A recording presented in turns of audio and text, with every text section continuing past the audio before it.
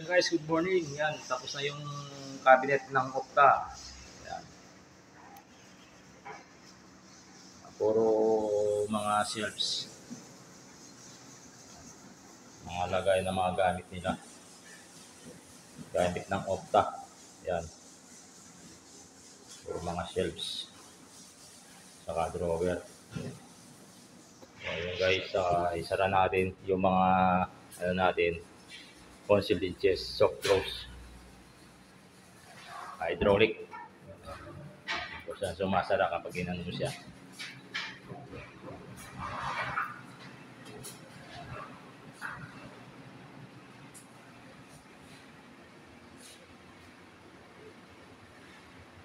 Ang kulay ng ng laminated.